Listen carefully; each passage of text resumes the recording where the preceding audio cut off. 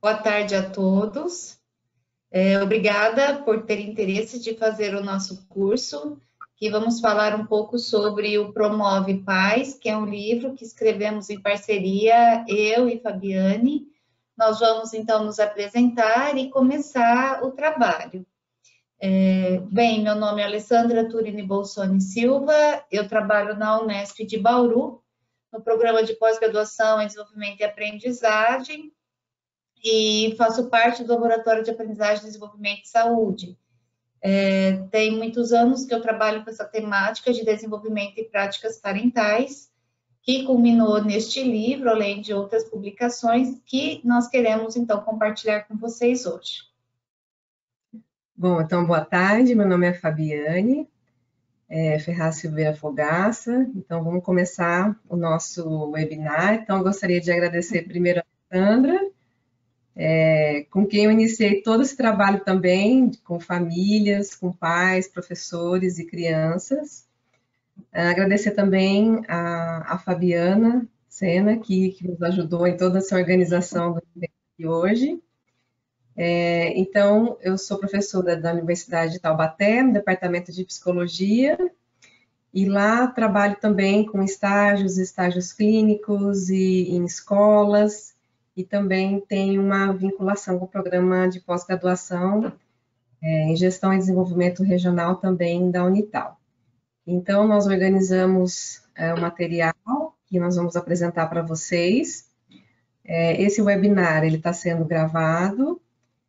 Nós temos a opção também para vocês colocarem perguntas. Então, aqui, nesse painel de controle, vocês podem encontrar essa opção de, no decorrer da nossa conversa aqui, da nossa fala, vocês digitarem as perguntas de vocês. Então, a participação de vocês, ela vai acontecer de forma escrita, ok? Então, se vocês quiserem colocar os comentários, as perguntas, e aí, eu e a Alessandra, a gente vai conduzindo aqui o trabalho e nós vamos acompanhando as dúvidas de vocês. Dependendo do tempo e do andamento de tudo, a gente pode responder alguma coisa de forma imediata. Se não for possível, nós vamos guardar essas perguntas, elas vão ficar registradas aqui, e depois a gente vai se organizar, né, Alessandra, para dar um retorno para vocês e para fazer mais esclarecimentos, tá bom? Isso mesmo. E enquanto uma de nós estiver falando, a outra estará entrando na fala e também respondendo as questões. E caso a gente não consiga responder a todas no dia de hoje, a gente também pode responder depois. A gente tem os e-mails de vocês, então a gente pode responder depois. Então, acho que seria... Então, acho que a gente pode começar. Então, eu vou acionar aqui para a gente compartilhar a tela. Então, possivelmente vocês já estejam visualizando. Deixa eu dar uma olhadinha aqui.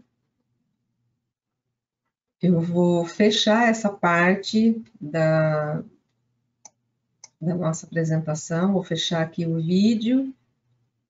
E aí eu vou pedir para a Alessandra. A Alessandra está visualizando a apresentação? Sim, pode seguir. Então, veja, o tema, então, de hoje é o Promove Paz, treinamento de pais para promover habilidades sociais e reduzir problemas de comportamento. Não se pretende, neste curso de hoje, esgotar o assunto. No entanto, a gente pretende dar uma ideia do que o livro traz, do que esse programa traz, num momento tão importante que vivemos de quarentena, entender um pouco sobre desenvolvimento, entender um pouco como promover o desenvolvimento das crianças e da família pode ser bastante interessante. Então, o curso vai versar um pouco nessa direção. Pode passar. Espera aí, só um minutinho. Bem, queremos agradecer, né, em nome meu e da Fabiane, como ela já falou, agradecer a Rograph, no nome da Fabiana, que nos ajudou bastante na divulgação, na certificação do curso e no treinamento para que a gente pudesse acessar este trabalho. E também, né, para, só um minuto, Fabi, a formação continuada em neuropsicologia, que é uma formação continuada em AD, né, em que esses cursos, o de hoje e o de sexta-feira, que serão gravados, serão disponibilizados também gratuitamente neste sítio, né, nessa plataforma EAD. Né? Então, muito obrigada, a Rograph e a formação continuada em neuropsicologia por fazer com que este evento fosse possível. Pode passar, Fabi.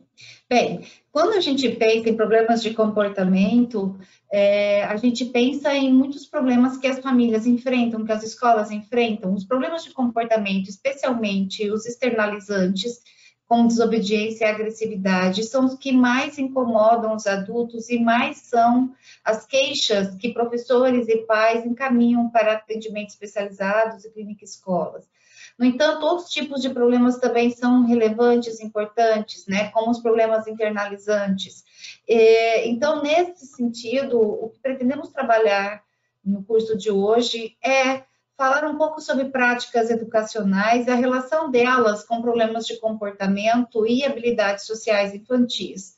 Apresentar o programa propriamente dito, resultados de pesquisa que a gente fez com a aplicação deste programa, que já tem dados de pesquisa em diversos delineamentos com pré-escolares, escolares e adolescentes, sempre com resultados bastante satisfatórios no que refere à redução de problemas de comportamento externalizantes, como agressividade e desobediência, como os internalizantes, que são timidez, ansiedade, depressão, dentre outros, além das aquisições de habilidades sociais das crianças. E este programa tem se mostrado eficaz, portanto, no ensino de práticas positivas aos pais e na redução de práticas negativas. Então, o que a literatura aposta é nessa inter-relação entre problemas e habilidades das crianças e entre práticas positivas e negativas dos pais, além de outras variáveis também que podem interferir. Então, a ideia é que vocês consigam compreender que o problema que a gente observa e que incomoda os pais não está na criança em si, mas sim nas interações estabelecidas, em que há diversas variáveis simultaneamente ocorrendo, e dentre elas estão as variáveis da criança, mas também as variáveis das interações sociais. Pode passar. Bem, aqui são 4 produtos que temos relacionados ao tema, publicados pela Rograph.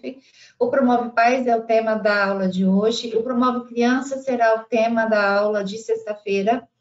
O RE, que a gente chama, o RE Pais e o RE Professores, são entrevistas que são testes psicológicos apoiados pelo Conselho Federal de Psicologia, então é de uso exclusivo de psicólogos, e que avaliam as interações sociais estabelecidas entre pais e filhos e entre professor e aluno, em que avalia, portanto, por interações sociais, tanto os aspectos positivos quanto negativos dos comportamentos de pais e de filhos e as relações entre eles.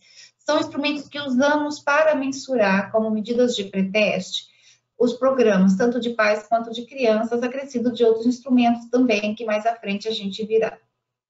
Pode passar. O trabalho de hoje, ele está inserido num conjunto maior de estudos, né, que envolve as pesquisas que eu venho conduzindo há mais de 20 anos, vinculados ao LADES. Então, nós temos estudos de caracterização dessa população de pais, professores, crianças e outras populações, de validação de instrumentos como o RE e outros, que procuram mensurar aspectos que nos pareciam importantes e que não havia ainda na literatura, e tudo isso junto da condição da gente elaborar os programas de intervenção. Programas esses que temos chamados de Promove, porque o foco das intervenções é muito mais na promoção de competência social dos pais, das crianças, dos casais, dos universitários, de quem a gente está tendo por foco, mais do que da redução de problemas.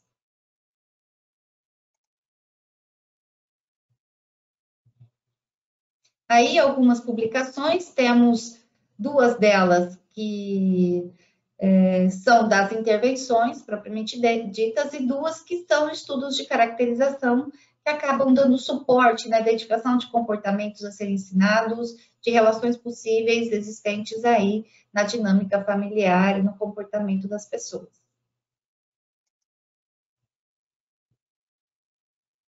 Deste modo, para a gente elaborar uma intervenção, não é tarefa fácil. Nós temos que elaborar uma intervenção pensando na prática baseada em evidência. Nós temos que considerar na sua elaboração quais comportamentos se devem ensinar pautados na literatura. E nesse caso, no caso do Promove, nós temos diversas literaturas que estão em jogo, né? Então, tem a literatura de práticas educativas, que tem a literatura de habilidades sociais, a literatura de análise do comportamento, que é a teoria que embasa todos esses estudos, e os comportamentos que identificam crianças com e sem problemas de comportamento, que vem de estudos, surveys e de outros estudos também de caracterização.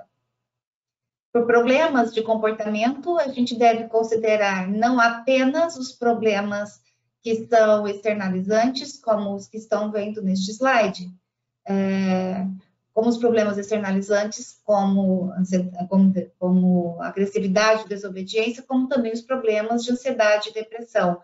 E em vários contextos. Então, não cabe a gente avaliar problemas de comportamento apenas no contexto familiar. É importante verificar também no contexto escolar, na interação com professores, na interação com os colegas, porque quanto mais dados nós tivermos de medidas combinadas, de vários ambientes, mais a gente saberá sobre o desenvolvimento e a dificuldade dessa criança.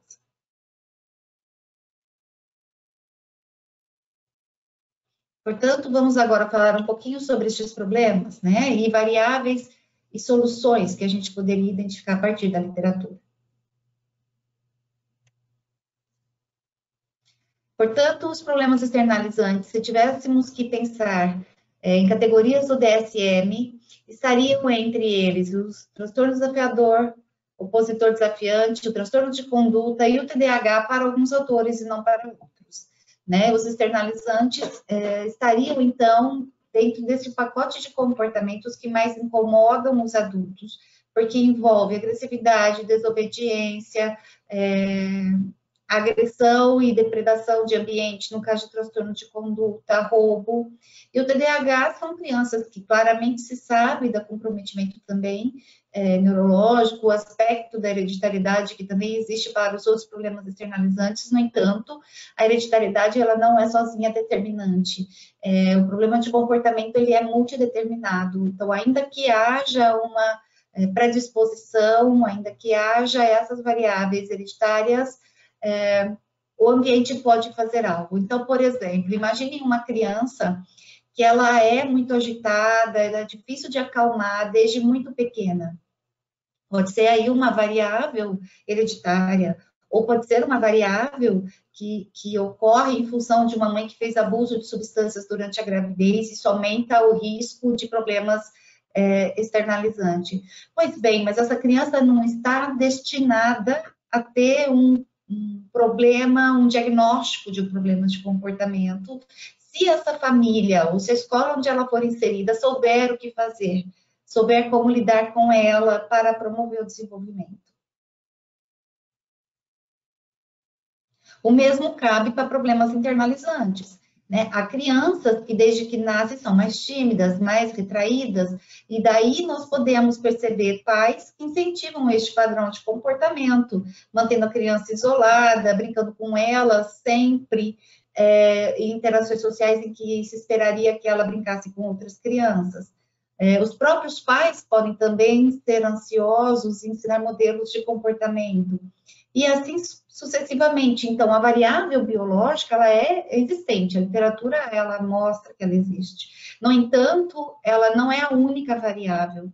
Portanto, isso é interessante porque com a genética não se pode muito fazer nada.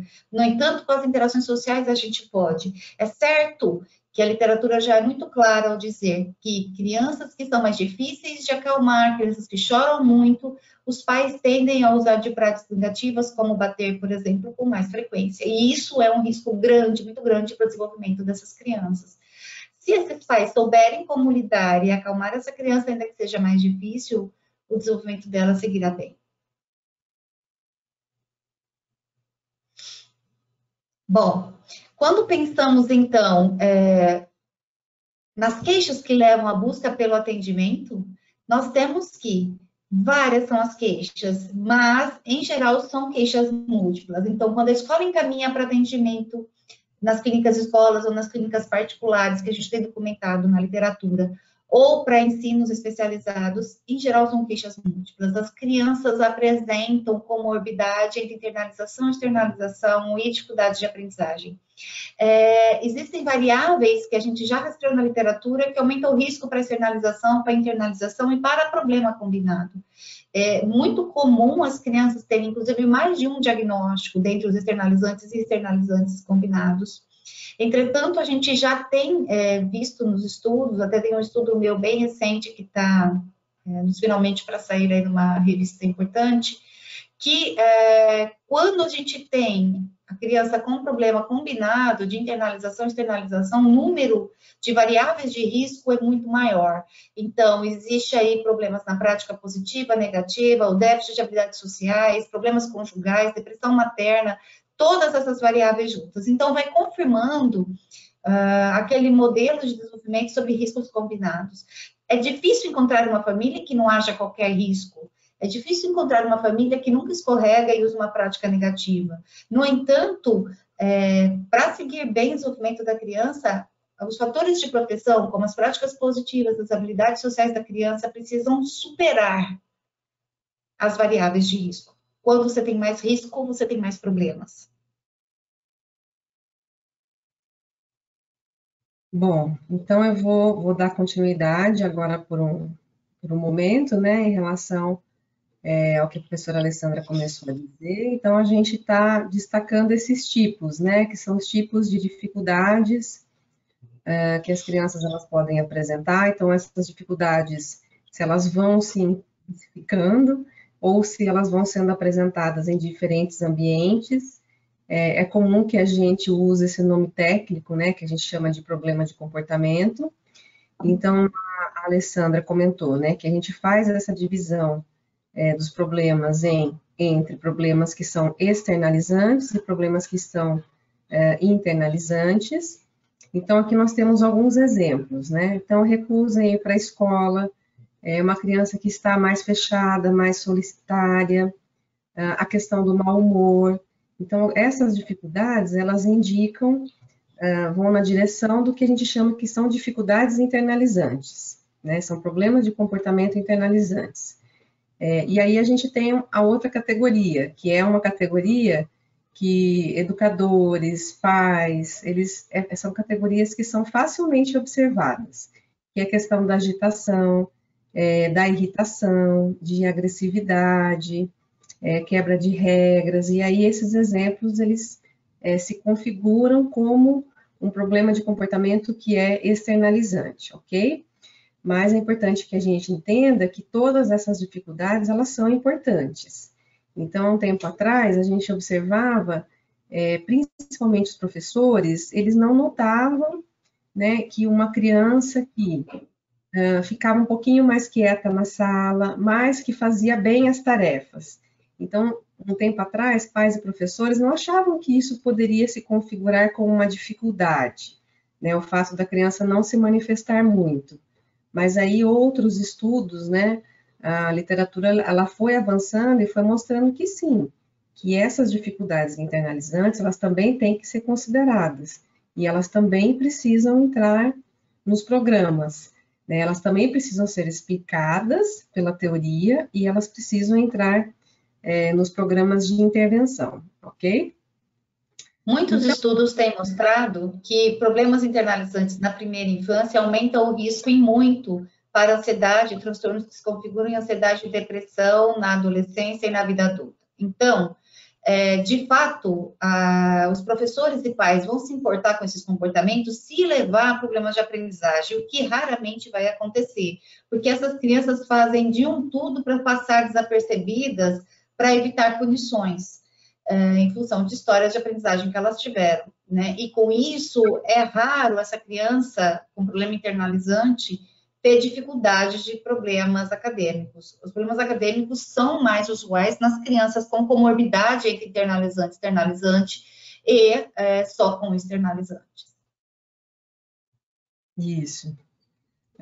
Então, essas dificuldades, né, os problemas de comportamento externalizantes e internalizantes, essas dificuldades, elas vão afetar o ambiente social, né, de alguma forma. Então, as pessoas, elas vão reagir, né, em relação à apresentação dessas dificuldades. Então, a gente chama esse modo de impactar, né, essas reações como as funções que esses problemas de comportamento vão ter, né, no ambiente, na interação com o ambiente. Então, nesse slide, nós vamos ver algumas dessas funções. Então, são funções que são descritas na literatura. Isso não quer dizer que todas as dificuldades, elas vão ter todas essas funções, ok? Então, para uma mesma criança, para uma mesma dificuldade, sendo internalizante ou externalizante, a gente pode ter mais de uma, tá? Então, às vezes, essas funções, elas vão se combinar, ok? Então, a questão do obter atenção. Então, muitas vezes, avaliando e observando e fazendo registros, e entrevistando pais, entrevistando professores, entrevistando crianças, a gente vai identificando que algumas dificuldades, elas acontecem, né, e tem uma função de obter atenção, né, de obter essa mobilização do ambiente social. Outras dificuldades, elas podem ocorrer como uma forma de resolução de problemas. Então, muitas vezes a gente tem a oportunidade de observar crianças que, quando elas estão numa situação de grupo, né, e as crianças não sabem muito bem o que fazer, ou que tem uma opinião divergente. Às vezes vem uma criança e tem uma reação um pouco mais agressiva, né, ou fala mais alto, né, ou se impõe um pouco mais dentro daquele grupo, mas, ao fazer isso, a gente vê que as outras se mobilizam e um problema é solucionado.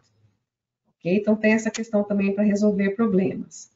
E nesse ponto, né, Fabi, acho que é importante a gente chamar a atenção do adulto prestar atenção. Então, às vezes a gente tem relato da criança assim, olha, eu estava lá no balanço, eu tinha combinado que eu seria a próxima, mas a menina não saiu. E aí eu conversei com a professora que não me deu atenção. Eu fui lá, empurrei a menina, ela saiu no balanço, então eu pude balançar. Ela resolveu um problema dela. E ela pediu ajuda para o professor, que não lhe deu, não lhe ajudou. Então, às vezes, a gente escuta do professor, deixa que as crianças se resolvam. As crianças não têm repertório para se resolver sempre, elas vão se resolver do jeito mais fácil, que envolve menos autocontrole. Então, na minha opinião, os pais, os professores precisam estar atentos a esses pedidos das crianças e ajudar a resolver. Por exemplo, agora em época de quarentena, os irmãos em casa todo o tempo. A gente que está em casa com eles tem que ajudar a resolver problemas. Eles estão disputando um espaço, uma televisão, um jogo. E se a gente não intervir, pode ser que um bata no outro mesmo, né? Por quê? Porque eles querem resolver um problema e o que eles sabem fazer é deste modo, né? Então, por isso que as habilidades sociais, que na sequência a gente vai falar, é importante. Porque é como mudar modelos, ensinar às crianças um jeito diferente de obter atenção, de resolver problemas sem precisar da agressividade. Uhum. Isso. E uma outra finalidade também, função, é essa questão de diante de tarefas difíceis.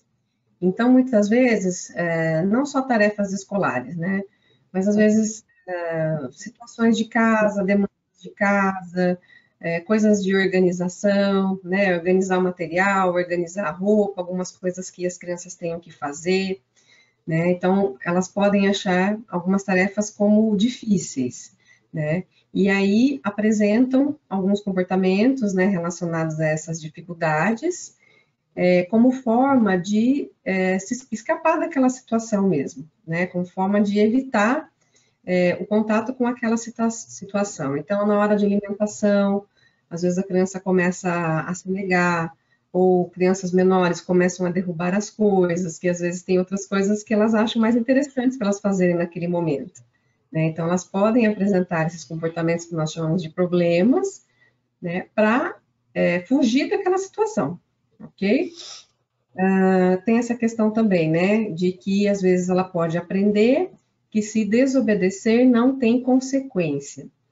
Então, aqui entra um pouco também do que a Alessandra estava falando, né? Para a gente ficar atento para algumas ocorrências de comportamentos, e quando a gente não observa, a gente não consegue sinalizar para a criança as melhores formas de resolução de problemas, ou qual seria um comportamento mais adequado para aquele momento.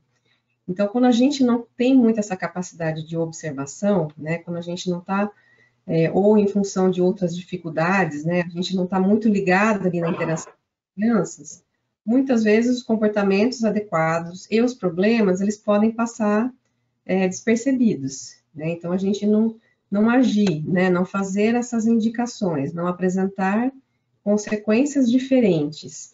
E a criança é muito atenta, ela vai observando que, ora, ela apresenta comportamentos que são mais apropriados para a idade, nada acontece. Ora, ela apresenta comportamentos inadequados, alguma coisa acontece, né? Então, essa inconsistência também na consequência faz com que ela aprenda que vamos fazer o que é mais fácil, porque parece que não tem muitas consequências envolvidas, tá?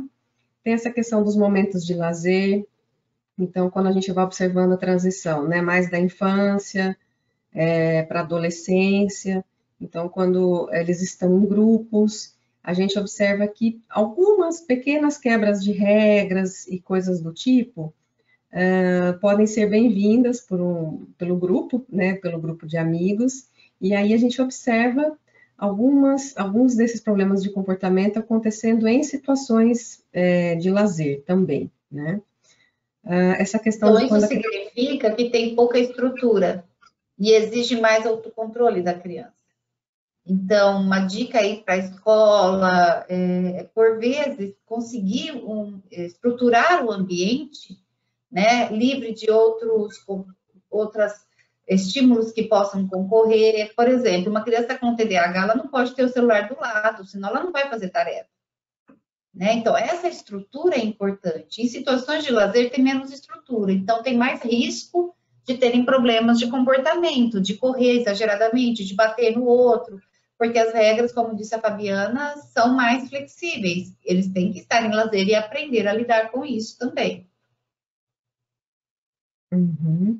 E uma última função é essa questão de quando a criança ela é contrariada. Então, às vezes a gente observa que tem trocas, que nós chamamos de trocas coercitivas, entre adultos, crianças e adolescentes. Então, a criança ela vai prestando mais atenção na questão mais da forma como os adultos vão falando com ela, né?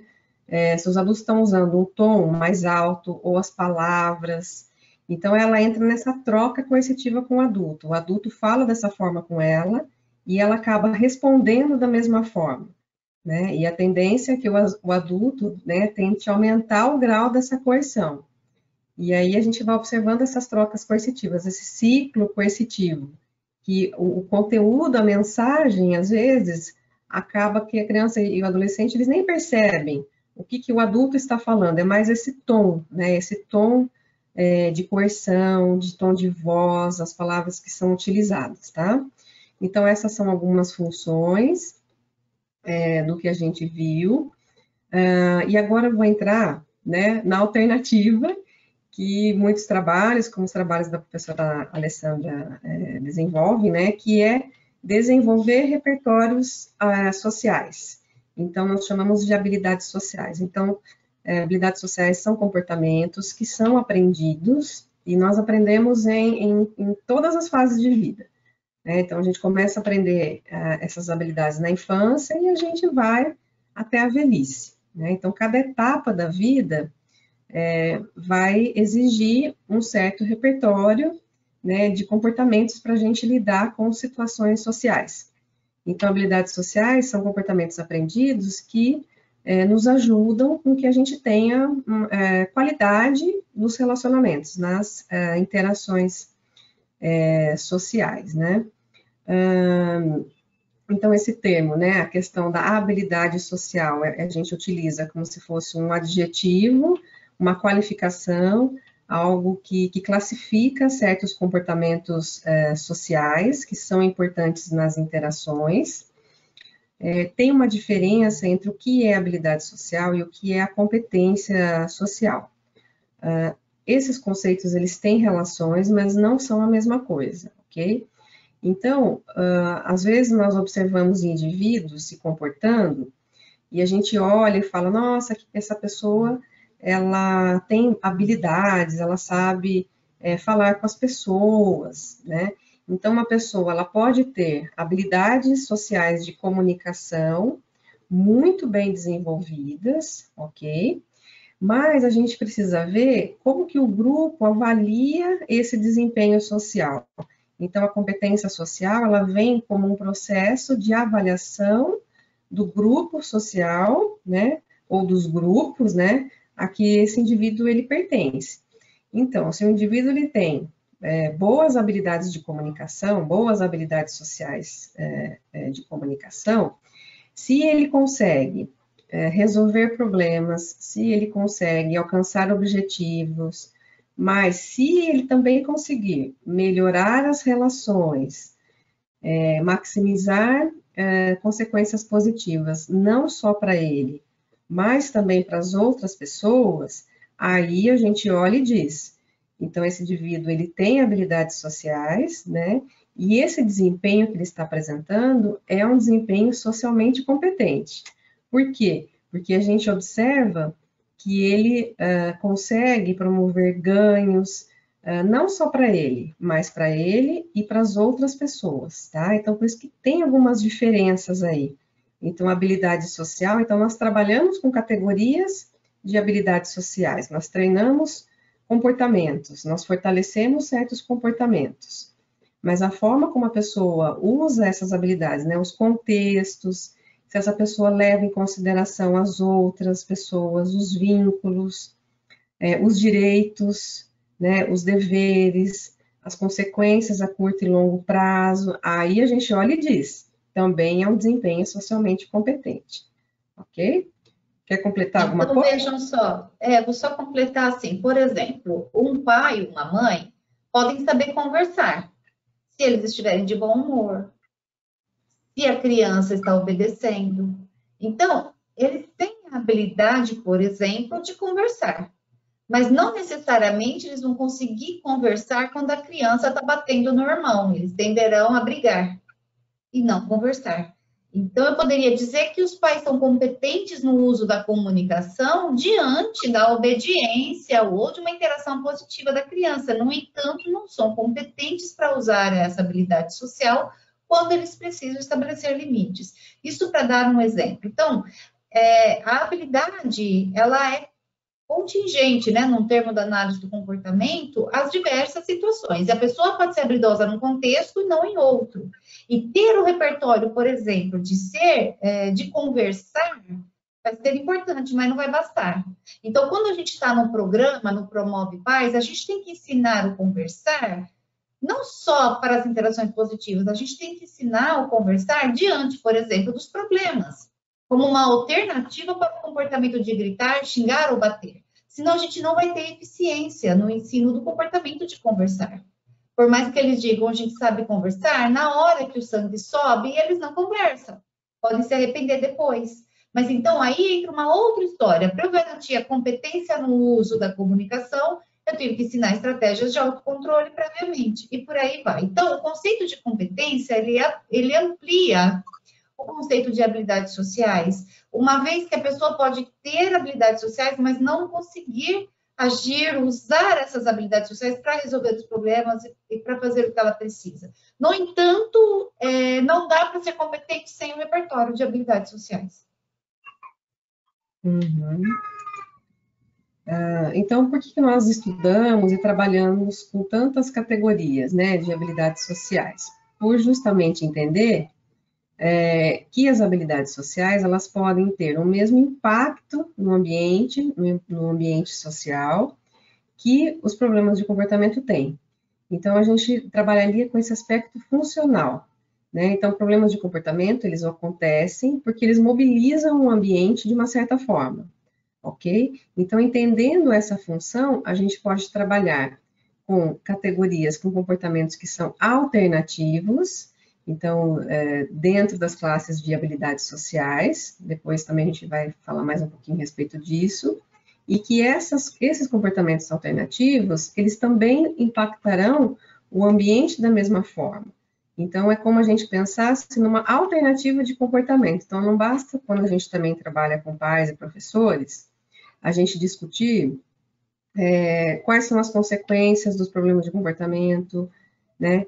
Ou a gente precisaria trazer alternativas, né? Então, a gente fala, a gente precisa colocar alguma coisa no lugar. Então, não basta a gente apontar as dificuldades, porque os pais, eles conhecem as dificuldades, eles sabem, eles já observaram um pouco as dificuldades do comportamento da criança, né? Então, a gente pode também trabalhar dessa forma, né? Aumentando o repertório comportamental dela, em que ela apresente outros comportamentos sociais, né, que são funcionalmente equivalentes às dificuldades, ou seja, que também possam garantir aquelas funções dos problemas que nós vimos, o obter atenção, o resolver problemas, né? Ao invés da criança apresentar um problema de comportamento para se esquivar de uma situação difícil, né, ela pode comunicar isso para o adulto.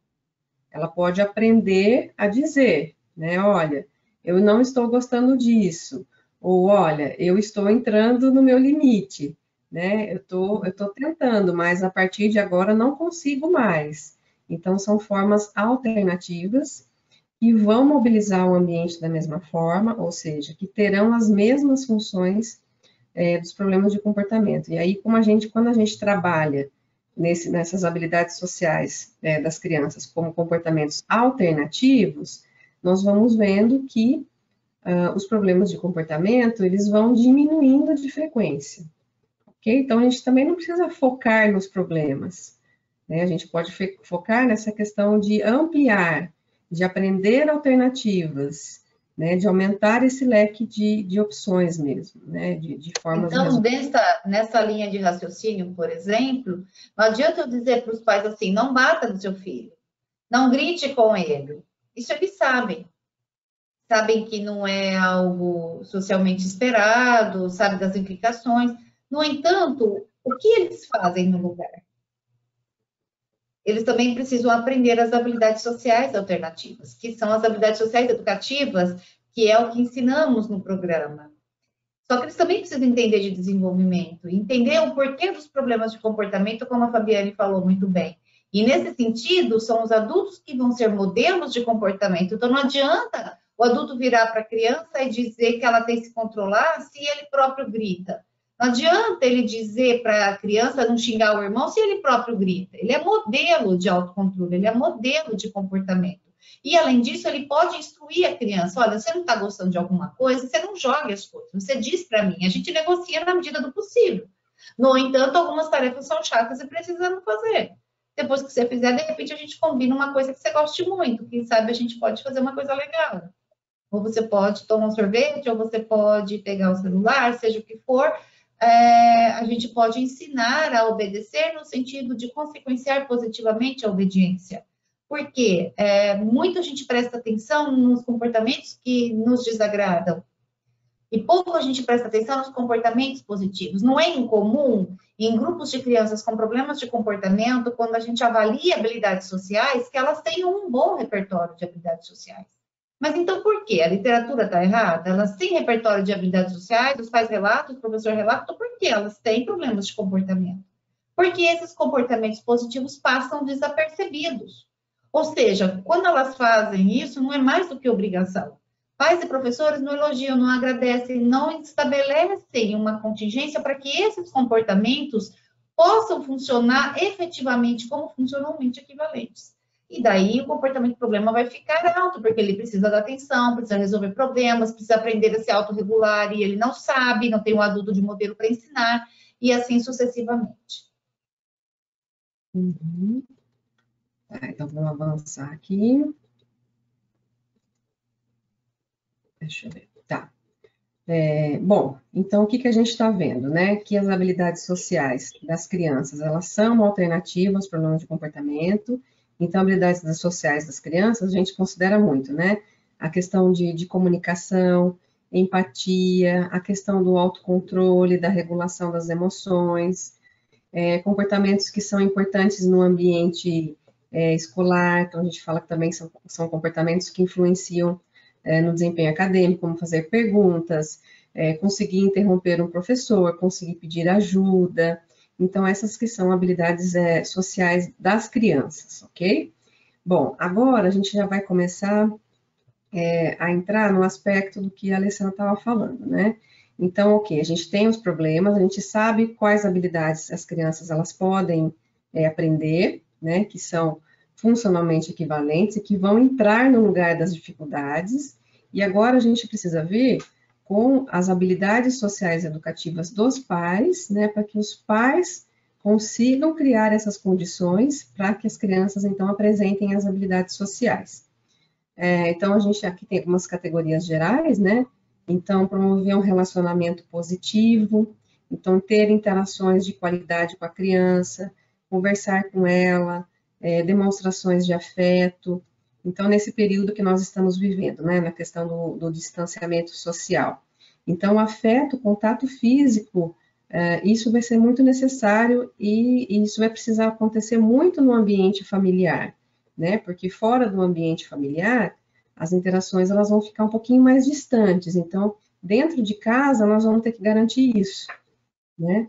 A questão do comunicar-se, ouvir atentamente a criança. Então, isso é um ponto importante também para a gente cuidar nessa fase atual, né? De prestar atenção, de entender o que ela está entendendo em relação a essa realidade, quais são as dúvidas, né? E aí, algumas outras habilidades, que são habilidades mais voltadas para manejo quando as dificuldades comportamentais elas acontecem. Então, a questão de feedback, a questão do ignorar, o time out, que são algumas estratégias que depois a professora Alessandra e eu, a gente vai entrar em mais detalhes, ok? Bom, então, dentro do programa, né, do Promove Paz, são selecionadas algumas habilidades sociais educativas que foram estabelecidas a partir de muitos estudos e que são consideradas habilidades cruciais, digamos assim. Então, essa questão da comunicação, né, do diálogo, da forma como as conversas são estabelecidas no ambiente familiar e também na escola, né? A demonstração de afeto, a expressão dos sentimentos e o estabelecimento de limites. Então, essas três habilidades, que são amplas, quando a gente trabalha com essas habilidades, quando a gente fortalece isso no ambiente familiar, a gente vê que elas dão conta, né, de resolver problemas, de ensinar habilidades sociais e também de estabelecer boas interações, né, no ambiente de casa e que as crianças, elas levam isso que elas aprendem para outros ambientes também, outros interlocutores e outras crianças. Bom, acredito aqui já começa a sua parte, Alessandra, ou não? Pode ser, vamos lá. Bem, então as habilidades sociais educativas não existe um único jeito de estudar e de definir.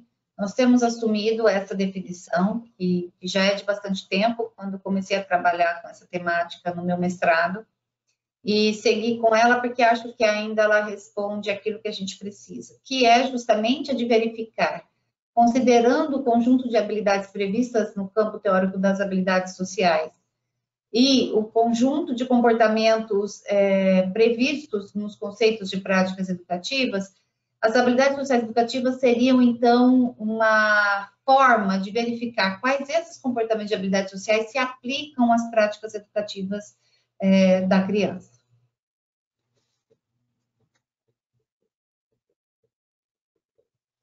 Então, seja de pais ou seja de professores, nós chegamos em três conjuntos grandes de comportamentos, que são comunicação, expressão de sentimentos, enfrentamento, estabelecimento de limites, que tanto podem ser feitos de maneira positiva ou negativa. Aí é algo que dos meus estudos foi mostrando, porque olhando assim, dá a impressão que é tudo positivo, no entanto, não necessariamente. Os pais podem se comunicar de forma negativa, eles podem expressar sentimentos negativos de uma forma habilidosa ou não, eles podem estabelecer limites de uma maneira habilidosa ou não. É aí que a gente concatena a ideia do que se prevê em habilidades sociais e as práticas educativas. E, então, esses comportamentos ocorrem contingentes aos comportamentos das crianças, né? Então, contingente é algo que acontece se eu tiver o comportamento do pai como foco, o comportamento da criança vem antes e depois o comportamento da criança vem depois. A gente vai ter chance de explicar melhor isso já já. Então, quais são os comportamentos que compõem a classe comunicação? Iniciar e manter conversação, fazer perguntas e conversar sobre sexualidade. Conversar sobre sexualidade é uma habilidade social educativa que diferenciou em todos os estudos que eu conduzi nesses 20 anos, crianças com e sem problemas de comportamento. Crianças que não têm problemas de comportamento falam com os pais sobre sexualidade, as outras não. Então, ela é um comportamento importante a ser ensinado porque ela mostra uma aproximação da criança, do jovem com seus pais. E por sexualidade, a gente não está falando apenas de sexo, a gente está falando, respondendo para crianças pequenas de onde vêm bebês, tudo que envolve sexualidade de maneira geral. Expressão de sentimentos de enfrentamento tem o sentimento positivo, que são elogios, que é dizer que gosta, que é dar presentes. Expressão de sentimentos negativos, muito usado para estabelecer limites, em geral de uma maneira bastante agressiva, em famílias, sobretudo das que têm problemas de comportamento. E expressão de opiniões, que pode ser de uma maneira habilidosa ou não. Pode ser de uma forma que ouça o interlocutor, interaja com ele, ou pode ser de uma forma impositiva. E limites e consistência, aí tem uma série de comportamentos que vêm, sobretudo, da área de práticas educativas. A importância de estabelecer limites, porque julgam não importante estabelecer limites, cumprir promessas, admitir erros, ter consistência, identificar comportamentos que gosta e que não gosta. Eu não vou me estender agora na explicação desses comportamentos, porque a gente vai ter a chance de falar melhor sobre eles mais à frente. Tudo bem?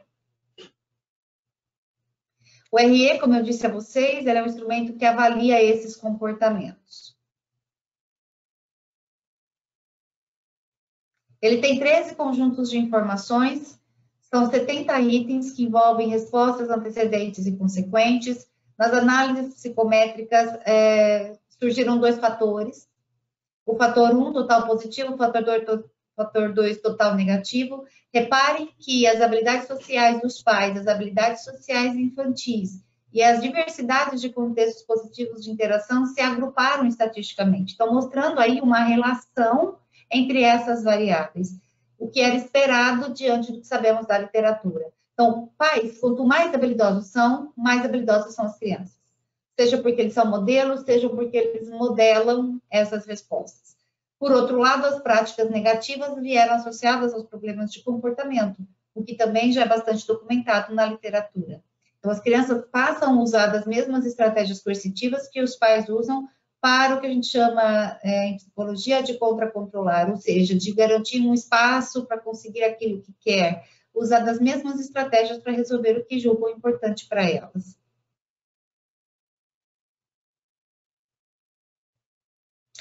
Aí é um exemplo do protocolo do RE, para uma das perguntas. Reparem a expressão de sentimentos negativos, se pergunta a frequência com que ocorre esse comportamento da interação de um dos filhos para cada criança. Então, a gente, em geral, usa a aplicação do instrumento, que dura em torno de meia hora, na forma de entrevista, então ela é uma entrevista. Essas informações não são dadas para os pais ou para as mães. O entrevistador faz as perguntas. Por exemplo, você conversa com seu filho, com que frequência? Em que momentos você faz isso e como ele reage a essa comunicação? Como aqui, você expressa sentimentos ao seu filho, em que situações, de que forma? E quando você conversa, como ele se comporta? E essas categorias vocês podem reparar em problema, contexto, habilidades sociais e práticas negativas. São categorias a partir de relato de mais de 300 mães com quem a gente entrevistou em diversos estudos. Esse instrumento foi sendo aprimorado no decorrer do tempo. E essas categorias ainda assim são classes de respostas que no manual estão previstas aí uma série de respostas possíveis para codificar aí. E são comportamentos que diferenciaram crianças com e sem problemas de comportamento na pré-escola e na idade escolar. A forma como expressa sentimentos negativos, reparem que usa a prática negativa, o não habilidoso ativo aqui é o gritar, o xingar, o bater. Como também podem usar a expressão de sentimentos negativos se comunicando, por exemplo, filho, não gostei disso que você fez. Eu fico triste quando você age assim. Tanto um quanto o outro é uma forma de expressão de sentimentos negativos. No entanto, a forma como faz tem toda a diferença na reação da criança, que pode ser de se comportar bem, respondendo com obediência, pedindo desculpas, como até de brigar e sair batendo porta diante do comportamento dos pais.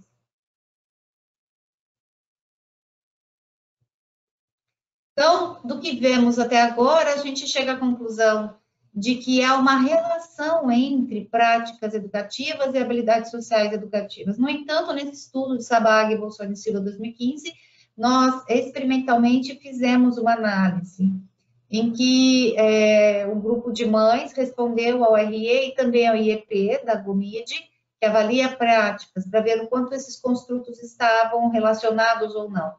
E a gente reparou uma relação bastante forte entre eles. Quem respondeu ao que chamam de práticas negativas pelo IEP também respondeu com forte correlação às práticas negativas no RE.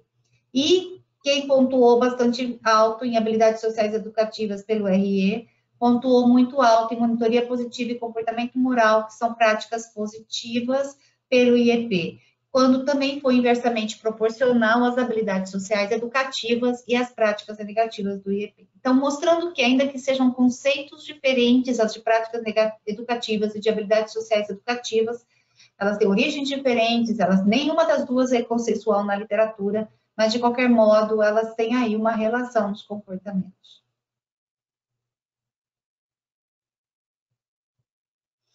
Como eu disse no começo da nossa aula, não apenas o RE é usado para uma avaliação de pré-teste, outros instrumentos são importantes para serem utilizados também. Alguns dos que a gente usa estão aqui nos próximos slides. O SDQ, ele é um instrumento de uso livre, não é um teste psicológico, qualquer profissional pode utilizar, e ele tem 25 itens e que avalia problemas, né, e também comportamento social, pró-social. Então, ele é um bom instrumento rastreador, que de maneira breve dá um indicador de problema de comportamento e também de comportamento social, pró-social, que tem relação com as habilidades sociais.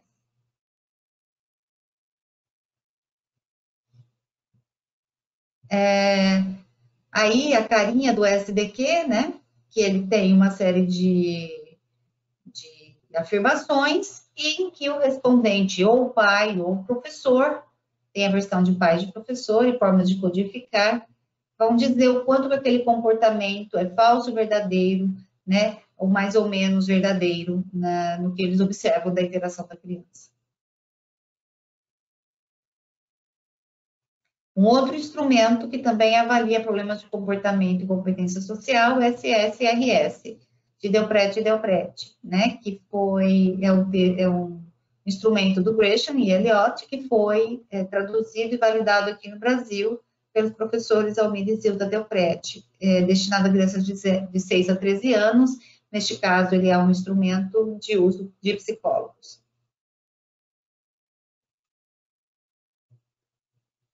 E tem o QSH Pais e também professores, que é um instrumento elaborado por mim, Loureiro e Marturano.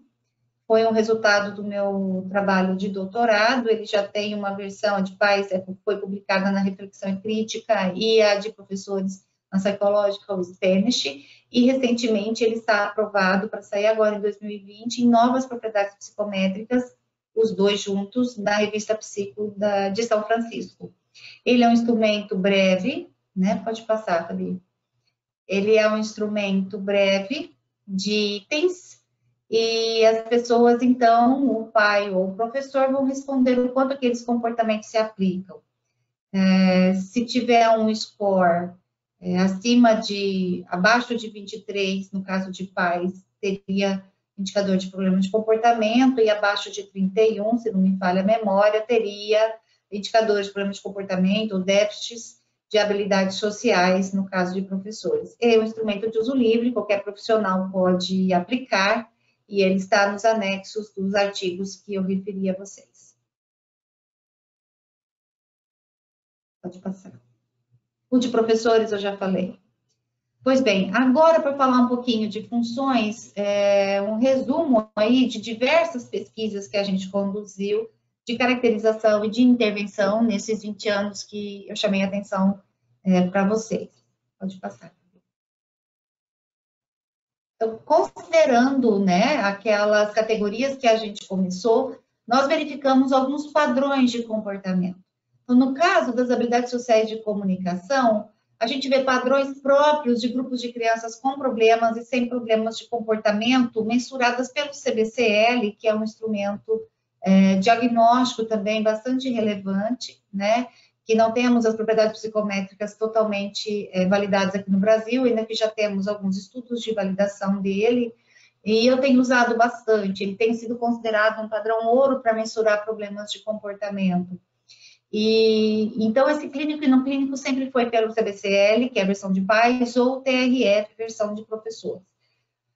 Pois bem, grupos de crianças sem problemas de comportamento, os pais conversam com elas em diversas situações. Então, conversam quando estão indo para a escola, conversam na hora das refeições, conversam em vários momentos do dia. E conversam sobre assuntos de interesse da criança. Então, a criança quer mostrar um vídeo, quer mostrar uma dancinha nova que aprendeu, quer mostrar um desenho, quer falar sobre um jogo, os pais têm ouvido para ouvir. E as conversas, as crianças mantêm conversando, incentivando os pais a conversar com mais habilidades sociais. Esses pais também conversam para ensinar certo e errado. No entanto, eles conversam também sobre outras coisas. Enquanto que no grupo clínico, por vezes eles conversam sobre assuntos de interesse da criança, mas uma frequência muito baixa. Estatisticamente mais que o grupo sem problemas, o grupo de crianças com problemas, os pais conversam especialmente para ensinar certo ou errado diante de comportamento ou problema. Então, só conversa com a criança quando ela apronta, dizendo de uma maneira clara. A criança apronta, os pais brigam ou conversam sobre o que é certo e errado. Conversar sobre certo e errado é melhor que brigar, é melhor que xingar.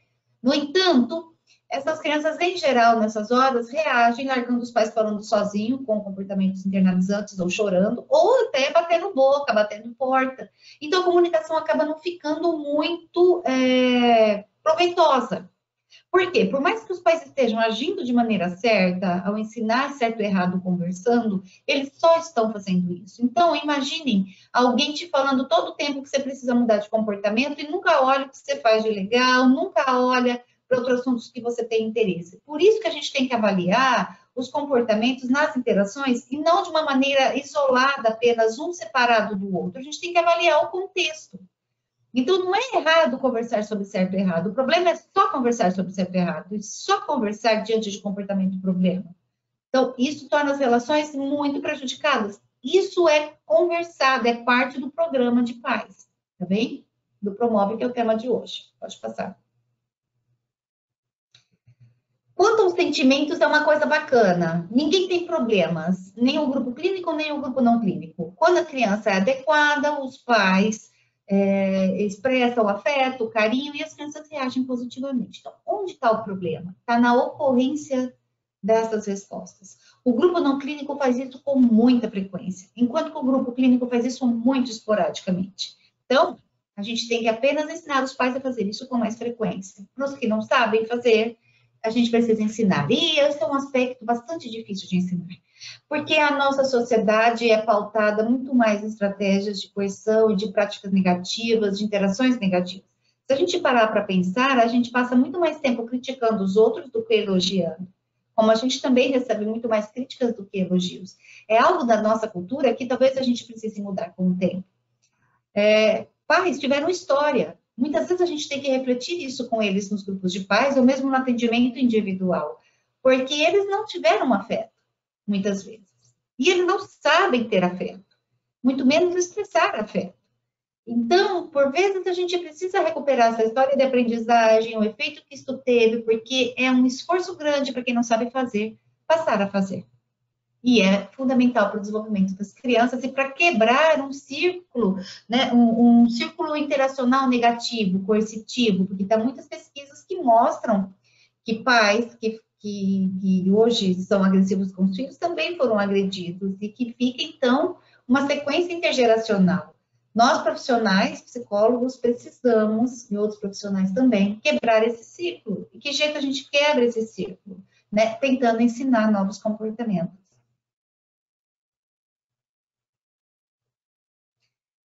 Quanto à expressão de sentimentos, né? A gente tem aqui crianças que são não clínicas, os pais também expressam negativos diante de externalizantes. Ué, mas elas não são clínicas, não quer dizer que elas sejam clínicas ou não clínicas, e elas nunca vão desobedecer ou nunca vão agredir. O que dá o perfil de clínico ou não clínico para as crianças, que o instrumento mensura, é a frequência com que faz esses comportamentos e a diversidade destes comportamentos. Toda criança desobedece de vez em quando, toda criança agride de vez em quando.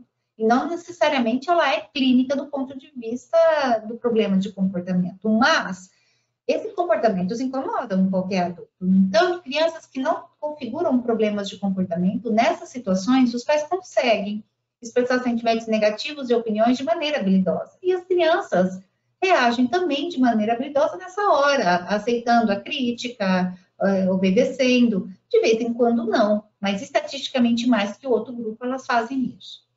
Enquanto que o perfil das crianças que configuram clínicas é diferente. Em geral, os pais usam dessas habilidades, mas com práticas negativas, né? Brigando, xingando, ofendendo, né? E diante de problemas externalizantes, e reparem aqui no clínico, problemas pessoais. Isso significa que os pais não sabem separar muito bem os seus próprios sentimentos e quanto isso pode interferir no comportamento da criança. São dois aspectos que importam. O primeiro deles, tem que separar a criança do comportamento. O comportamento, ela pode mudar. A criança não nasce de novo. Então, não é a criança que está fazendo, que a criança que é ruim ou que não tem jeito. É aquele comportamento que ela está fazendo que o pai não gosta. Então, identificar o comportamento e dizer qual é, faz toda a diferença. E se o pai brigou no trabalho, brigou com a esposa, ele desconta na criança. Não pode. Aí é o aspecto que a Fabiane já chamou a atenção lá, a questão da consistência. A consistência, ela tem dois tipos. Primeiro, pai e mãe tem que falar a mesma língua. Se o pai coloca uma regra, a mãe tira. Se a mãe põe uma regra, o pai tira. Então, isso mostra uma dificuldade de comunicação do casal.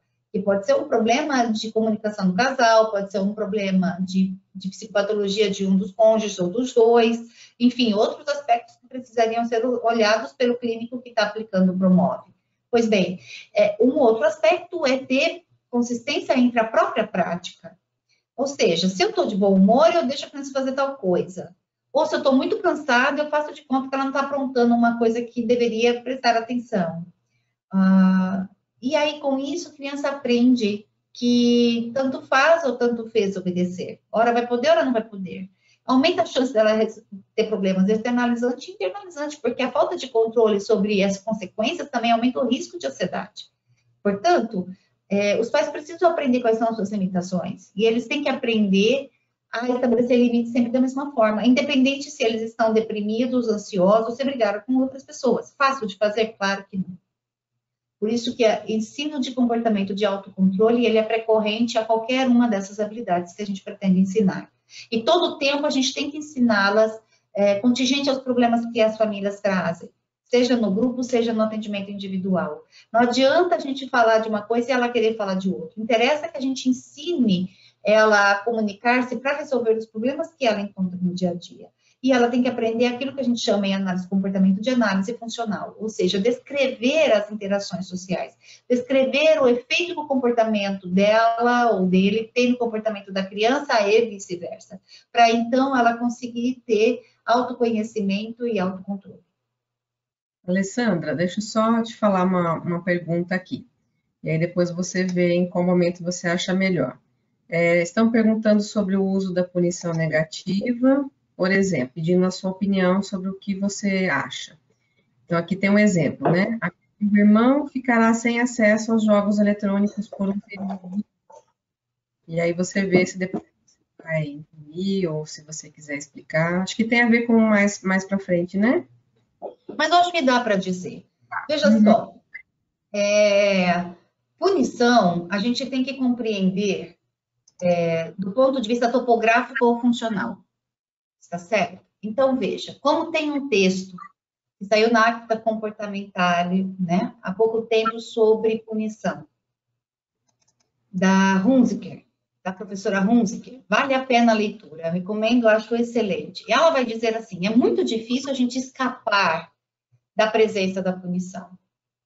Como assim? Punição não é sinônimo de agressão.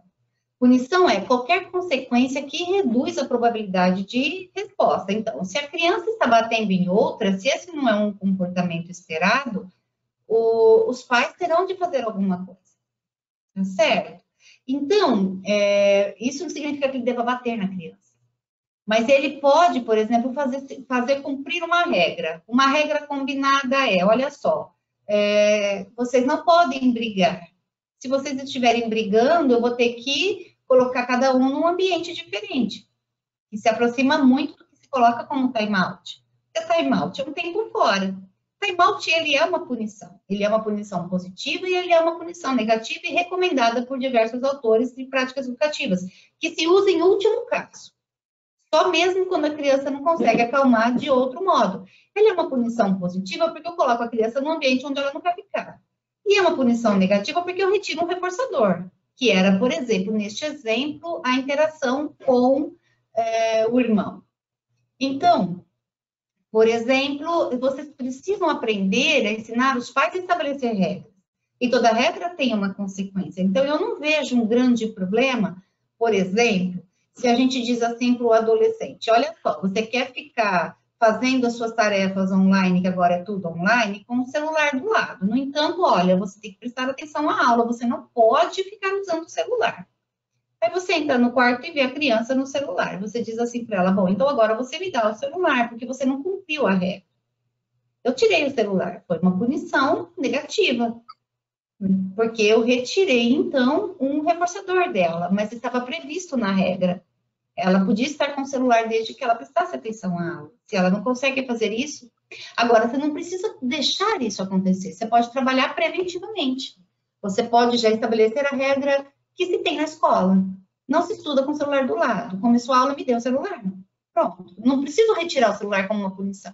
Eu posso já ficar com o celular. E com isso eu tiro a chance, mexendo nos antecedentes, de evitar que o comportamento do problema apareça.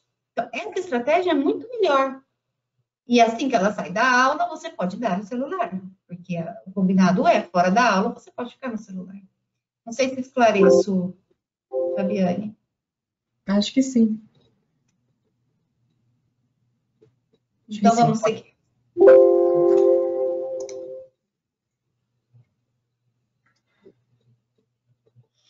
Pode seguir? Assim, estamos aqui, punições leves, eu acabei de dizer. Volta só um pouquinho. Então, o que são essas punições leves no grupo não clínico? Por exemplo, time-out, por exemplo, o dizer não com explicação, por exemplo, retirar um privilégio, caso seja algo previsto na regra e combinado com a criança, tudo sem agressão. Tudo sem agressão, e funciona muito bem. Enquanto que no grupo clínico, em geral, as famílias vão usar de agressão, vão ofender a criança, vão mandar a criança sair de casa, vão ameaçar tirar afeto, todas as coisas que já estão bem documentadas, que prejudicam e muito, né, o desenvolvimento. Então, o Patterson Ray Edition, que tem um livro bastante interessante que chama Antisocial Boys, eles também falam nessa direção, como a Webster tratam também, são dois autores que eu trabalho bastante com Promove, né, que nós trabalhamos, de que a gente vai usar consequências que são lógicas e naturais, né, e que eles chamam de punições eficazes, efetivas, a Gomit também fala isso. Então, não é ficar brigando com a criança, mas sim garantir que o seguir regras tenha consequências, e de uma maneira positiva, sem usar de agressividade, sempre sem usar de agressividade. No entanto, eu vou na sequência falar de uma série de estratégias que os pais podem usar, os professores também podem usar, para prevenir que estes comportamentos apareçam. E quando aparecerem, então, usar punições leves, no sentido de que significa isso? Consequências dadas pelos pais, que não são agressivas, mas que reduzem a ocorrência daquele comportamento. No entanto, só isso sozinho não vai resolver se eu não tiver com uma interação positiva bem estabelecida. Por exemplo, se eu digo para a criança assim, olha, você não deve pular no sofá, porque ao pular no sofá, você pode cair e se machucar. E também o sofá pode quebrar. E aí a gente não tem onde sentar. Logo, eu não quero que você pule no sofá. Se a criança deixar de pular no sofá, essa resposta de pular no sofá foi punida. Entendem? O conceito de punição aí, funcional, uma consequência dada pelo pai, prevista numa regra, explicando, dizendo não com explicação, e que teve o efeito de punição, porque a criança deixou de fazer aquela resposta. No entanto, se é uma criança com problema de comportamento, nem sempre os pais conseguem que ela responda a esse comando. Porque a relação está prejudicada, porque ela tem mais dificuldade mesmo, crianças com TDAH, com comorbidades, né? Tem mais dificuldades. Então, em último caso, você pode pegar a criança e tirar do sofá. Ou até fazer um time-out. Se essas outras estratégias anteriores, mais positivas, não resolverem. Então, a Webster vai colocar numa pirâmide que a gente nem colocou aqui, em que o time-out ele é o pico da pirâmide, enquanto as N outras estratégias estão na base e no decorrer da pirâmide, só em último caso.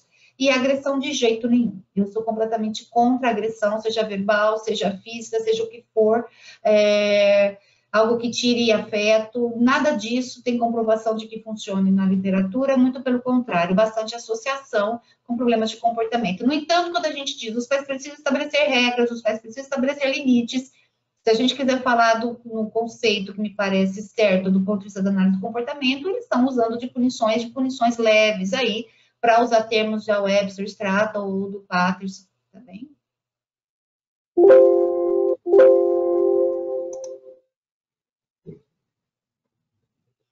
Bom, e aqui resume um pouco, né? Aquilo que a gente já falou, de uma relação direta entre habilidades sociais e habilidades sociais educativas, uma relação direta entre práticas negativas, e aí são as punições agressivas, por assim dizer, e o problema de comportamento, e uma relação inversa entre problemas de comportamento e habilidades sociais. Então, quanto mais frequente habilidades sociais forem, quanto mais frequente os pais valorizarem essas habilidades, menor a ocorrência de problemas de comportamento.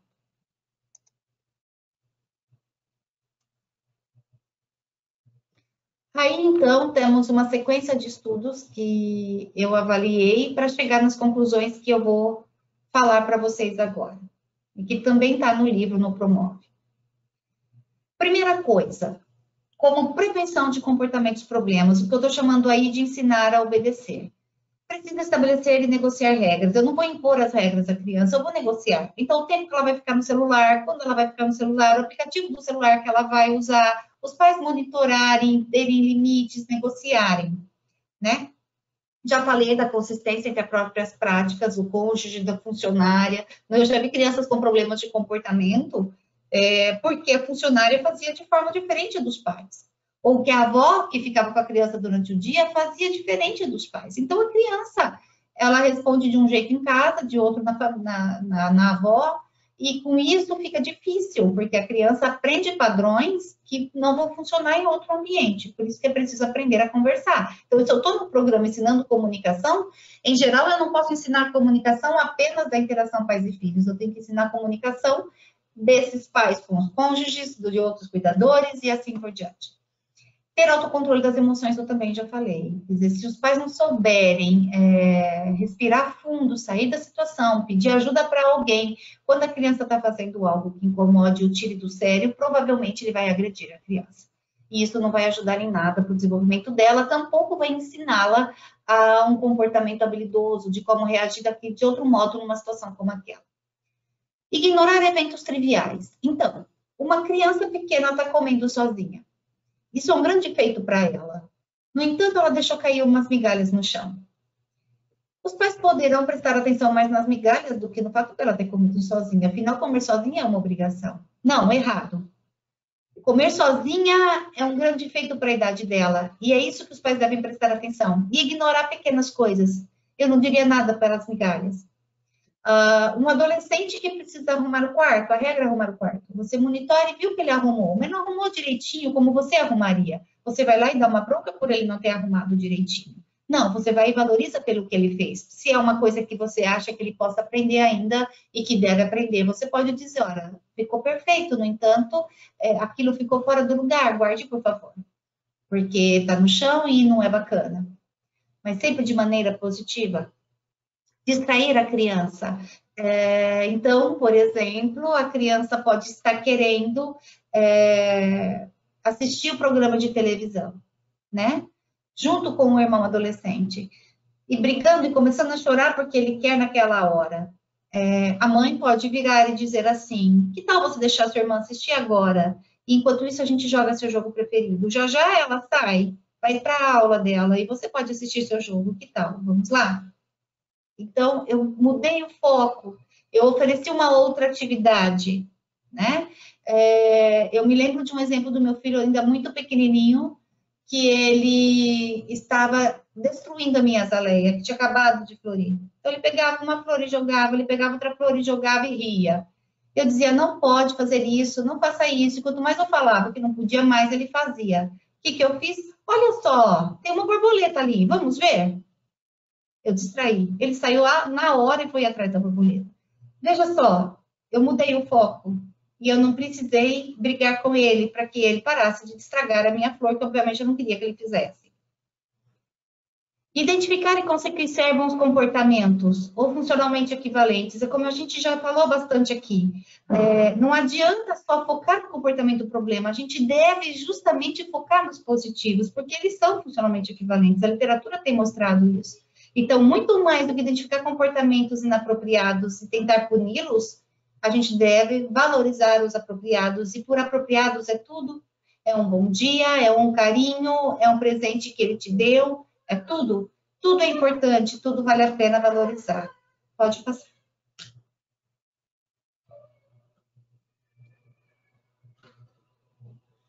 Ainda na prevenção, estamos falando sobre ensinar habilidades gerais, eu já falei, conversar sobre assuntos de interesse, eu já falei. Aqui é um resumo um pouco do que a gente já veio falando. Pois bem, cumprir promessas. Os pais querem que os filhos cumpram promessas, que façam aquilo que eles preveram fazer. Então, se você prometeu que ia fazer a tarefa, que faça. Se você prometeu que não ia brigar com seu irmão, que faça. No entanto, nem sempre os pais cumprem as promessas que fazem aos filhos. Então, estamos aqui trabalhando em quarentena, vem o filho e a gente diz, já já eu vou parar e brincar com você. Às vezes os pais falam isso só para se livrar da criança naquela hora, porque está fazendo uma tarefa, e se esquece, né? Ou acha que a criança vai esquecer. Ela não esquece, e provavelmente vai ficar ressentida, porque você prometeu que iria ficar com ela. E pior, ela pode não confiar mais no que você diz para ela. Então, se quer que as crianças aprendam a cumprir promessas, também faça isso. Veja só, se a gente conseguir fazer uma série de coisas nessa direção para prevenir comportamentos problema, a gente vai ter bastante chance, né, de que problemas de comportamento não aconteçam ou aconteçam com baixa frequência. No entanto, se você escorregar, fizer alguma coisa que você se arrependa, peça desculpas ao seu filho. Admitir erros e pedir desculpas também são comportamentos que a gente quer que as crianças aprendam. No entanto, os pais acham que vão perder a autoridade, acham que não devem agir assim, mas eles são modelos. Então, não há problema. Isso não atrapalha, pelo contrário, isso protege, a gente mostra estatisticamente que isso protege. E faça aquilo que você quer que os filhos façam. Se você quer que ele se autocontrole, se controle. Se você quer que ele seja habilidoso, seja habilidoso. Não adianta exigir da criança aquilo que você, adulto, não consegue fazer. E nós temos que ensinar isso aos pais que frequentam o nosso programa. Pode passar, Fabi.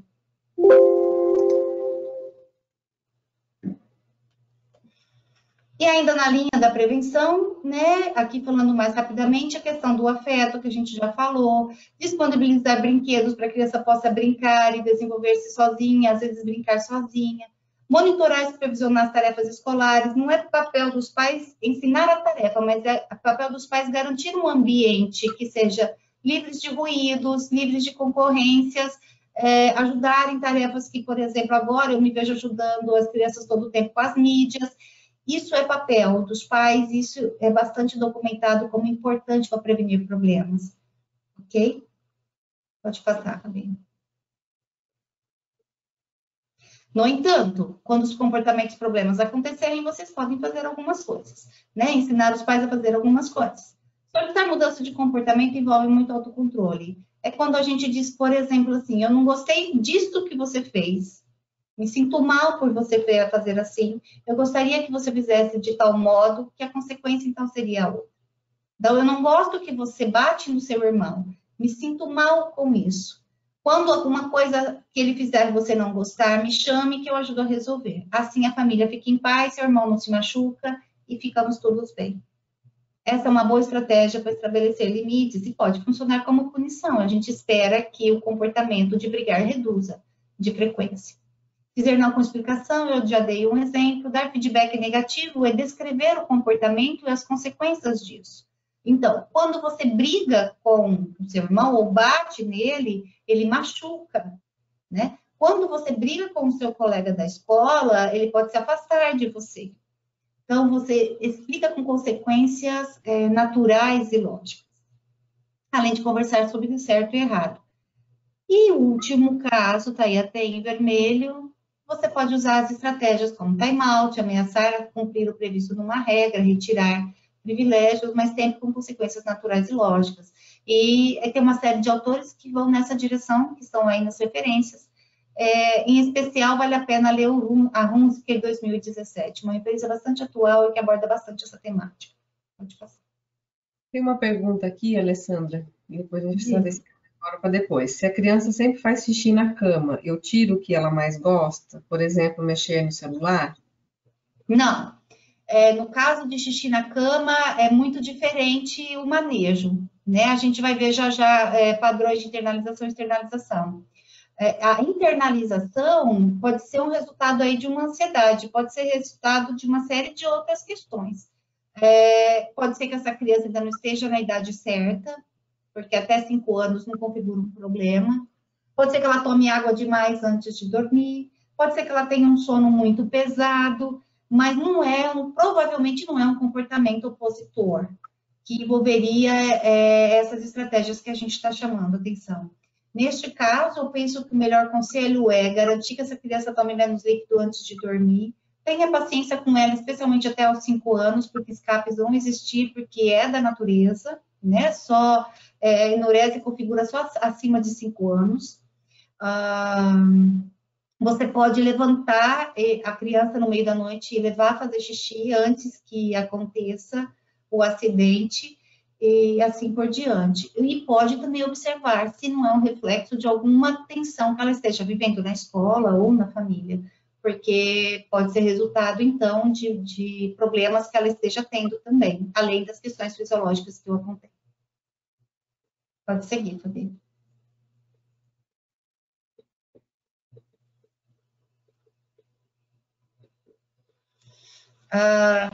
Bem, vou passar mais rápido para a gente poder falar mais do programa.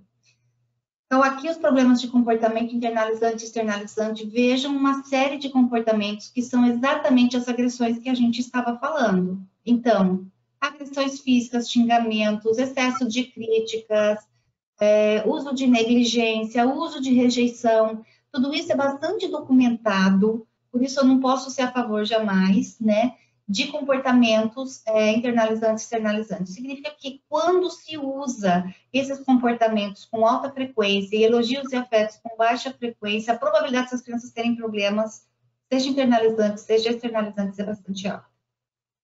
Pode passar.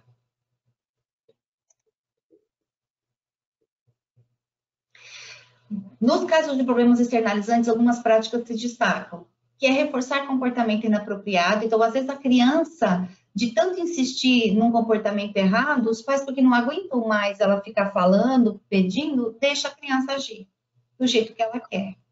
Isso não pode, porque está incentivando um comportamento inapropriado. Fala em monitorar, especialmente crianças com TDAH, exige uma monitoria muito grande dos pais. Você tem que ficar em cima, tem que garantir que o comportamento positivo aconteça para ser reforçado, senão não vai acontecer. A disciplina inconsistente a gente já falou. a punição inconsistente é justamente assim, uma hora eu bato, outra hora eu xingo, outra hora eu não faço nada. Não estou aqui falando o que se deve fazer. Eu estou dizendo que os pais fazem deste modo e isso aumenta o risco de problemas externalizantes. Pode seguir.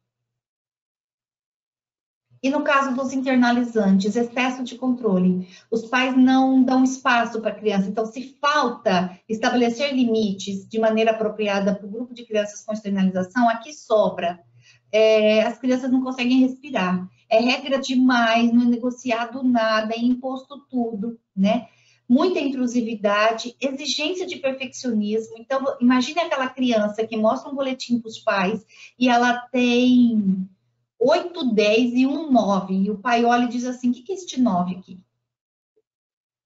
Esse é o tipo de prática que aumenta o risco de ansiedade, de problema internalizante. Porque o grau de exigência é muito grande. A criança cresce achando que nunca vai agradar os pais. Que nunca do que ela faz é suficiente. Porque, de fato, não é suficiente. Então, aí a gente tem que ajudar os pais a baixar a guarda. Né? Justamente a reduzir um pouco essa pressão.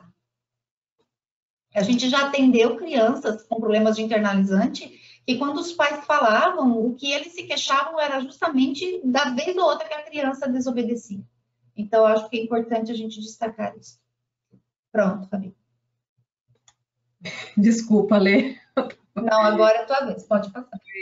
Às vezes, tem horas aqui que é o mouse, eu tenho que passar com o mouse, às vezes é com o teclado e às vezes vai adiante. Tranquilo. Então, a professora Alessandra fez esse apanhado de todas as práticas, né? As práticas negativas, as práticas que têm uma relação maior com cada dificuldade. Também comentou a respeito das habilidades sociais educativas que são enfatizadas lá no Pronove Paz. Então, agora eu vou apresentar um pouco mais da estrutura do programa de intervenção. Então, ele é um programa de intervenção que ele está embasado em várias vertentes de trabalho. Então, tem muito do treinamento de pais, dos conceitos de análise do comportamento, do campo das habilidades sociais, em teorias de psicologia do desenvolvimento. E é um tipo de programa que pode ser aplicado para uma população que ainda não tem dificuldades fortemente estabelecidas, então a gente chama de uma aplicação mais universal, e para alguns pais, né, que já têm identificado algumas dificuldades também específicas do comportamento das crianças. E aí, forte embasamento também de todas as contribuições do Patterson e da Webster Stratton. Então, aqui tem alguns temas não, são todos os temas.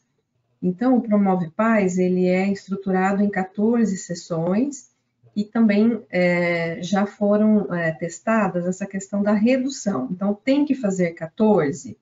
Então, o que a gente já tem, né, das pesquisas, o que foi mostrando para a gente? Que 12 sessões, né, dependendo da forma como é conduzido, o tamanho desse grupo, também pode ser feito em 12 sessões, ok?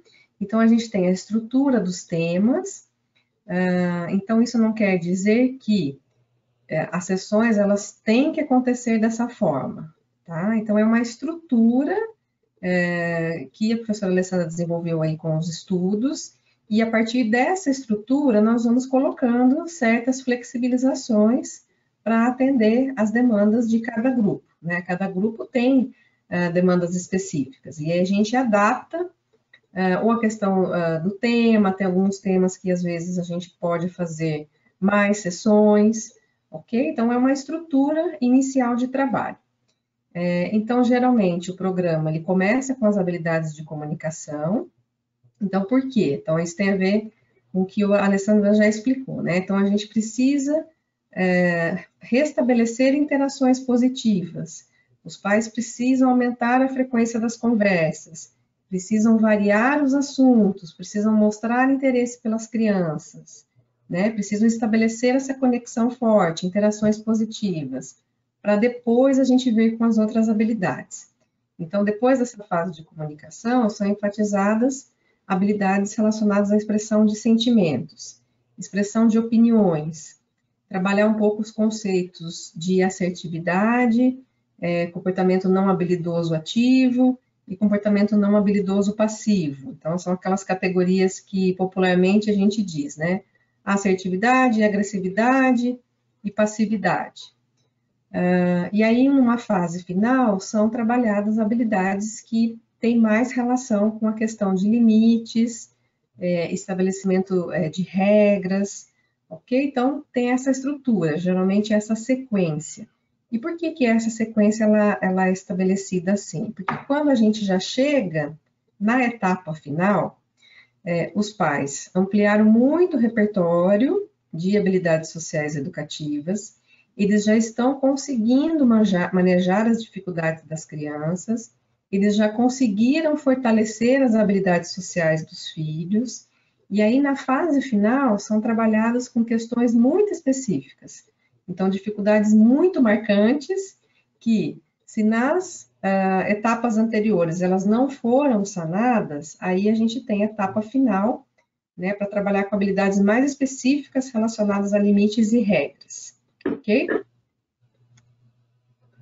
Então, aqui tem alguns procedimentos. Então, o Promove Paz, usualmente ele é organizado para um trabalho em grupo, mas a gente também pode fazer certas adaptações para trabalhos individuais, né, de terapeuta e participante, né, um único participante ou uma única família. Então, aqui a gente tem mais ou menos os procedimentos, né, as técnicas que geralmente são usadas. Então, tem o aspecto da modelação, que é o trabalho com exemplos. Então, os participantes, eles contam muito sobre como que eles têm feito na casa deles. Então, tem muitos exemplos práticos também, né? E as pessoas vão aprendendo com os modelos que são passados pelas outras pessoas do grupo. Tem aspectos de resolução de problemas, role-playing, que são aquelas situações de dramatização. Então, a gente seleciona uma situação junto com o grupo, e aí algumas pessoas são convidadas a participar, e aí a gente discute, né, manejos, como conversar, como lidar com aquela situação, quais habilidades sociais dos pais podem ser usadas para manejar aquele comportamento, né? E um ponto importante que são as tarefas de casa. Então, tem esse nome, né, tarefa de casa, mas são pedidos, né, são pequenas tarefas que são organizadas para que os pais, durante a semana ou no intervalo entre as sessões do Promove Paz, em que eles tentem usar o que eles aprenderam no Promove no ambiente de casa. Ou seja, para que eles tentem colocar em prática as discussões que foram estabelecidas no grupo. E depois tem mais alguns exemplos. Então, quando as pessoas começam a participar do Promove Paz, elas também passaram por uma fase de avaliação individual. Então, essa avaliação individual, acredito que geralmente ela tem aí de 5 a 6 sessões, né? Se algumas coisas não mudaram, né, Lê? Na minha época, acho que quando eu comecei a aprender com a Alessandra, a gente fazia assim, né? E aí, nessa etapa individual, isso é importante que seja feito, então a gente usa entrevistas, entrevistas estruturadas, os instrumentos que a Alessandra também descreveu, né, para que a gente consiga formular um estudo de caso, ou seja, para que a gente consiga montar objetivos específicos em termos de habilidades sociais educativas para a gente trabalhar com aquele participante. Porque apesar de ser em grupo, né, a gente formula objetivos individuais. Então, dentro de um grupo de trabalho, a gente consegue saber, né, quais participantes, quais pais têm mais dificuldades em quais áreas, quais pais têm mais habilidades em quais áreas. E aí a gente organiza sessões e estimula a participação no grupo também nessa mesma direção. Então, aqui eu falei um pouquinho, né? Então, as sessões, elas têm um tema, como eu expliquei para vocês, os temas, eles podem ser adaptados, né, tanto a quantidade de sessões, quanto a sequência, então, a gente tem uma flexibilidade, e a estrutura da sessão, geralmente ela começa, né, com essa discussão da tarefa de casa, então, a gente pede para os pais trazerem os exemplos, de como que foi a aplicação do conhecimento que foi discutido, que foi trabalhado no grupo, como que foi isso na aplicação em casa. E aí a gente consegue avaliar, né, como quais são as aquisições, quais são as habilidades sociais e educativas dos pais que estão fortalecidas, ou em quais pontos dessas habilidades que eles estão com mais dificuldades. Aí é feita uma nova discussão, né, a respeito da habilidade social que vai ser tratada naquele dia. Tem uma etapa com uma atividade que vai envolver o treino da habilidade daquela sessão, né, e geralmente, quando às vezes é possível, a gente ainda faz uma avaliação daquele encontro.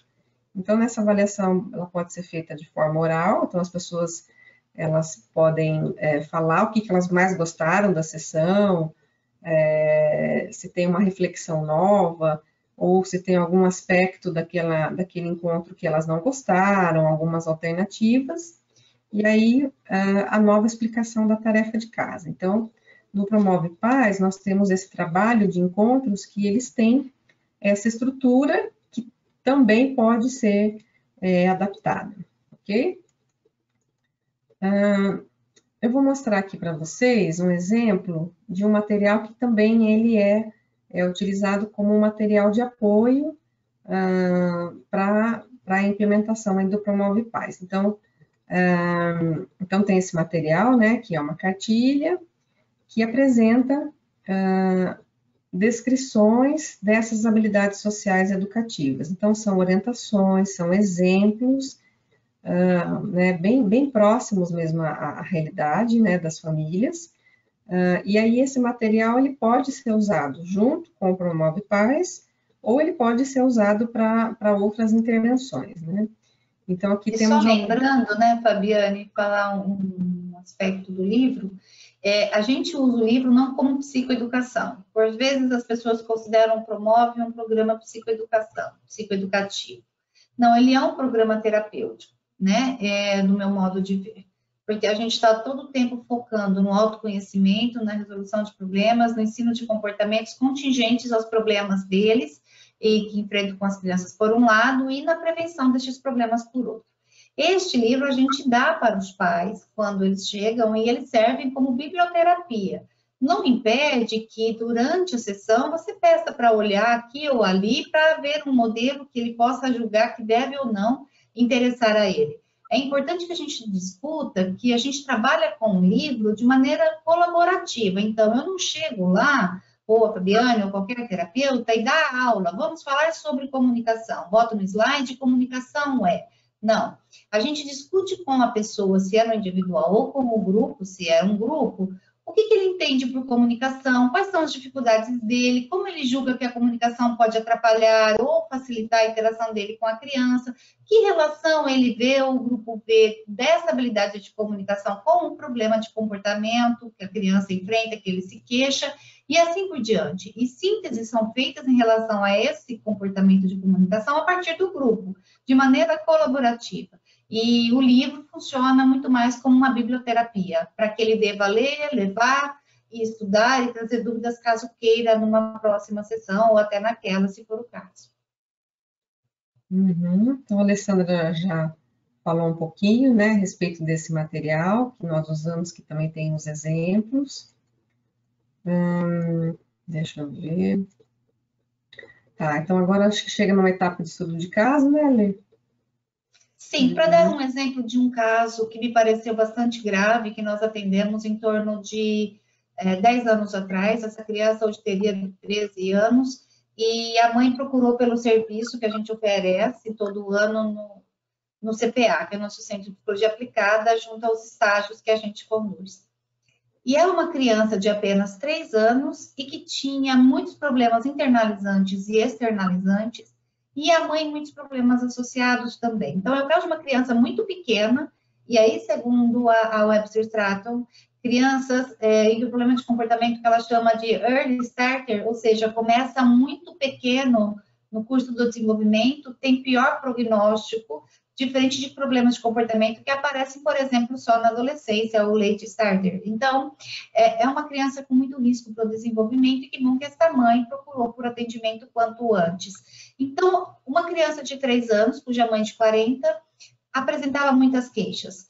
como falta de sono, sono agitado, irritação, pesadelos. E a mãe, nessa hora, acabava dando atenção a ela, brincando com a criança na madrugada, e nos finais de semana deixava a criança sem regra, sem rotina de dormir. Então, aí a gente de cara percebeu que tinha uma relação com as práticas da mãe, que oferecia atenção na madrugada ao invés de oferecer em outros momentos. E daí, quando a gente foi investigar, a gente reparou que essa mãe pouco dava atenção para a criança durante o dia, ela era muito ocupada.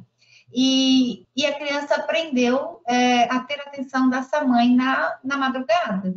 E, além disso, como o problema de comportamento é multideterminado, não era só isso. Também a criança não tinha uma rotina de dormir e acordar. E, com isso, sem rotina, sem essa regra, prejudicava. As intervenções, então, no grupo de mães, pensando nesta mãe em particular, foi de promover autoconhecimento, ensinar a dar atenção em outros momentos, brincar em outros momentos, garantir uma rotina de acordar e dormir, e à noite, antes de dormir, dar uma regra clara para a criança, não vamos mais brincar na madrugada. E se a criança acordasse, a instrução era, diga para a criança que ela precisa dormir, ainda que você tenha que ficar acordada com ela, você não vai brincar. Então, a ideia era que ela brincasse em outros momentos. Pode passar. Uma série de problemas de externalização, né? Uma criança que batia na escola, que brigava com a mãe, e a mãe tinha as mais diversas respostas nessa hora. Ou deixava a criança sozinha, ou gritava, ou batia, às vezes cedia porque não aguentava a pressão, o que tira a consistência. A criança já com 3 anos enfrentava a mãe e dizia assim, criança não obedece, daí ela diz para a mãe que não pode bater. A criança dizia para a mãe, olha, você não pode me bater, isso está errado, né? Então, ela já está controlando com 3 anos de idade, e a mãe ficava naquele misto sem saber o que fazer, sem ter alternativas de resposta, e se vendo nessa situação, né? De novo, ensinamos a mãe em relação a isso, um pouquinho antes, Fabiane. Só no anterior, por favor. Espera aí. Voltou, estava na outra fala. A ter autoconhecimento, a aprender a estabelecer regras, né? E a melhorar a rotina e melhorar as interações sociais de maneira geral, o que envolve comunicação e afeto para criar um clima positivo e aumentar a chance dessa criança ter atenção e afeto em outros momentos não contingentes aos problemas de comportamento só, né? Pode seguir. Pode ser. Assim, outros problemas, não queria tomar banho, não queria fazer uma série de coisas e a mãe não sabia o que fazer. De vez em quando a mãe inventava uma história, tá vendo? Não é só a prática negativa. Com baixa frequência também fazia algumas coisas positivas que a gente teve, então, que incentivar a continuar fazendo, né? Para essa coisa da punição relaxada, que traz o IEP, é isso. Cede às vezes, briga às vezes. A criança não sabe qual é a regra e qual é a consequência. Ela precisa aprender o que pode e o que não pode fazer. Pode seguir. E vejam só, não havia consistência entre pai e mãe. Eles não se concordavam na forma de educar. Mais um padrão de problemas que a gente teve que lidar. A mãe agia de um jeito e o pai agia de outro. A mãe, por exemplo, achava que era por ser mãe, podia bater, mas não aceitava que o marido batia. Aí virava aquele conflito, porque ela achava e dizia que era errado bater, que o marido não podia bater. No entanto, ela também batia, né? Isso para dar exemplos. Além disso, a mãe tinha uma série de problemas já de saúde. Ela saía do trabalho e começava a ter dores de cabeça absurdas. Por quê? Porque ela chega em casa e tem que enfrentar o aversivo da filha brigando. Está tudo relacionado. O que acontece? Que quando esse bebê chegou, essa mãe já não podia mais fazer uma série de coisas que ela fazia antes, como sair com o marido, viajar, ela não tinha mais tempo para se cuidar, não tinha mais tempo de fazer caminhada, ou seja, ela perdeu uma série de reforçadores e entrou uma série de aversivos. E ajuntou que ela não tinha repertório, nem o marido, de práticas educativas.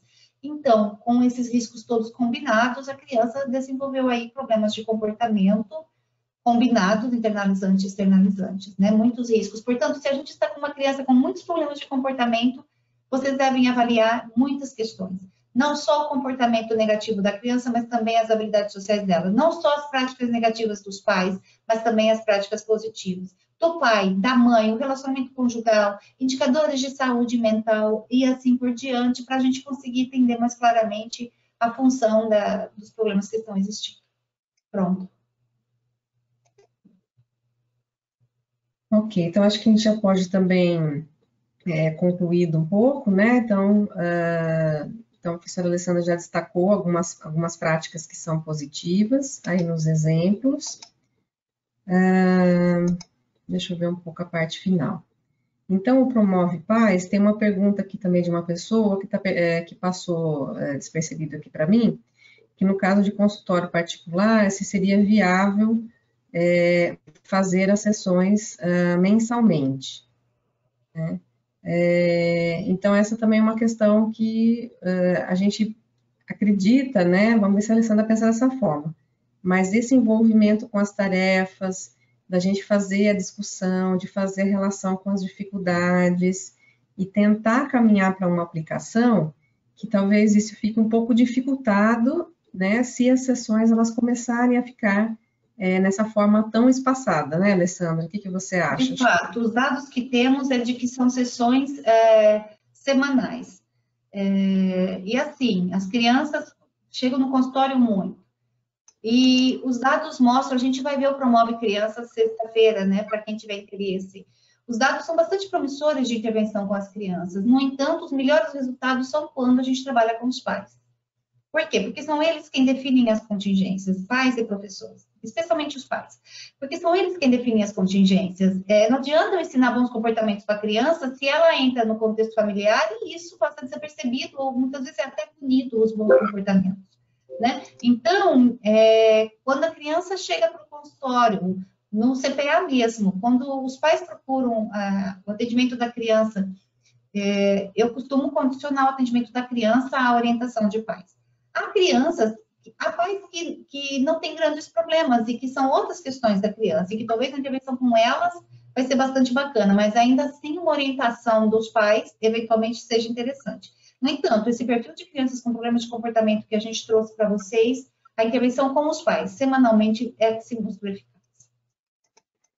Isso, então o que a gente tem, né? Essas pesquisas que são aplicadas individualmente, mas elas têm uma sequência, né? Elas são mais periódicas, né? Individualmente ou em grupo, e aqui são questões de pesquisa que têm mostrado, né? O potencial e a eficácia desse tipo de intervenção. Também para se trabalhar, né? Com crianças e com famílias que não têm tantas dificuldades já estabelecidas, quanto com um público que já tenha dificuldades mais severas, né? Tanto das crianças quanto dos pais. Tem uma pergunta aqui, se é aplicado com pais de adolescentes, Fabiane? Sim, ele é aplicado. A Priscila Canamota fez o seu mestrado aplicando o Promove com pais de adolescentes, e os adolescentes tinham um problema internalizante, e após a intervenção deixaram de pontuar clinicamente, tanto para a internalização quanto para a externalização, só com a intervenção com as mães. Uhum.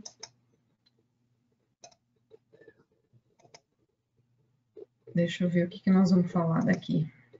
Acho que agora a gente pode ir para as conclusões, Fabiane. Precisa melhor terminar, né? Aqui são exemplos de atividades que a gente faz para ensinar os comportamentos, um exemplo de tarefa de casa. Isso tudo vocês podem ver com muito detalhe no livro, que explica muito passo a passo de como aplicar cada uma das tarefas. Então, é um exemplo de uma tarefa de comunicação, então, geralmente tem um material escrito também, que as pessoas levam como tarefa. Deixa eu ver, parece que tinha mais uma pergunta relacionada a isso, deixa eu ver. Aqui tem uma pergunta, quando somente um dos pais quer participar. Bom, o ideal é que ambos participam, mas raramente os pais se interessam em participar. Em geral, são as mães. E a gente tem dados positivos, porque as mães são as principais cuidadoras. Então, a gente recomenda que elas passem para o pai e que lidem com ele, para que ele aprenda a fazer essas coisas também. Mas se mesmo assim não acontecer, tendo um cuidador que sabe fazer, já é um bom fator de proteção, e os dados da gente é sempre, em geral, com as mães, e sempre com resultados positivos, com manutenção de 6 meses também no follow-up. Uhum.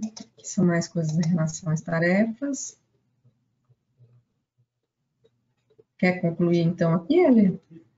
Sim, então tem uma pergunta de quais são as maiores dificuldades de intervenção com os pais. A adesão. É muito difícil, porque em geral os pais julgam que os problemas são na criança. Por vezes a gente, para conseguir a adesão dos pais, a gente trabalha simultaneamente com a criança e às vezes a criança nem precisaria. Tem hora que ela precisa, tá? Como tem o Promove Crianças que a gente vai tratar sexta-feira. Mas tem vezes que ela nem precisaria. Ela vai se beneficiar do programa, mas a gente sabe que claramente os problemas estão vinculados às práticas. Mas se a gente não trabalhar simultaneamente com a criança, a gente não mantém os pais em atendimento. Então, essa também é uma estratégia que a gente tem visto.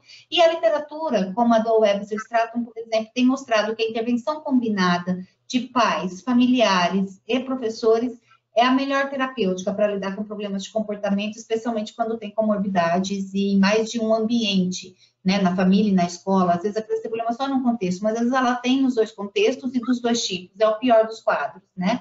Então, neste caso, a intervenção combinada seria o melhor a fazer. Para o Promove Criança, sim, precisa fazer uma nova inscrição. Eu penso que a Fabiana pode mandar novamente o link para vocês, tá bem? Bom, para a gente fechar, então, né, a aula de hoje sobre Promove Pais, o que a gente pode dizer é que há claramente uma relação entre os comportamentos de pais e de crianças, e que a gente precisa avaliar amplamente a todos, e que interferem. Por que trabalhar com os pais resolve problemas da criança? Porque a gente está trabalhando na função do problema de comportamento. Então, se a gente muda a dinâmica familiar e as interações, os problemas tendem a desaparecer, ou reduzir muito de frequência, né? Então, melhorando as habilidades dos pais, a gente reduz o risco de problemas de comportamento. E melhorando as habilidades sociais de pais, as práticas positivas também reduz a chance deles usarem práticas negativas, que é risco para o desenvolvimento, porque eles estão aprendendo estratégias diferentes para lidar com o comportamento da criança. Pode passar. Portanto, é importante também, além dos externalizantes, avaliar os internalizantes, também os comportamentos passivos dos pais, né, de negligenciar, de ignorar, ensinar autocontrole, ensinar consistência, lidar com outros aspectos para além da parentalidade, como conflitos conjugais, eventos de vida negativas, aumentar o suporte social daquela mãe, por exemplo, poder caminhar, arrumar alguém que ficou criança, ou sair com o marido de vez em quando, né? Quer dizer, a gente tem que avaliar o todo das interações, senão a gente corre o risco de trabalhar as práticas e não resolver efetivamente os problemas que são multideterminados. Pode passar, Viviane. Então, era isso, né? O meu muito obrigada por vocês ficarem aqui conosco até o final, né? E se tiverem ainda mais alguma dúvida, temos aí 5 minutinhos. Muito obrigada, Izzy, pelo elogio, né? Foi muito bom estar com vocês. Mais alguma questão? Josi, alguém escreveu sobre o procedimento de punição, acho que é melhor escrever aqui, né, se puder agora nesse finalzinho, se quiser escrever com mais detalhes, para depois a gente conseguir também, né, pegar aí o... Eu tentei escrever aqui, Fabiane, a referência da Hunziker, mas eu acho que não mandou. Você consegue fazer aí? Aqui eu não sei. Obrigada, pessoal, pelos elogios. Foi um prazer estar com vocês, ainda sem ver os rostinhos de vocês. Eu estou tentando interromper aqui. Você está vendo a tela do slide ou você está vendo a gente, Alessandra? Estou vendo a gente. Tá. Então, acho que é só eu que não estou conseguindo. Então, tá bom, acho que a gente precisaria finalizar. Então, também agradeço, né, muitas pessoas que entraram aqui, as pessoas que foram colocando as perguntas. Depois a gente vai dar uma outra olhada para as questões aqui e também se a gente conseguir responder com mais calma e tentar, dá para mandar depois, né, as dúvidas também para as pessoas, porque vocês cadastraram por e-mail. E a gente também tem nossos e-mails, né, Fabiane? As pessoas podem falar conosco assim que quiserem. Uhum. Então, tá bom. Então, acredito que a gente possa encerrar, né? Tá bem, então, obrigada e até a próxima, pessoal. Tchau, tchau. Tá bom, tchau. Obrigada.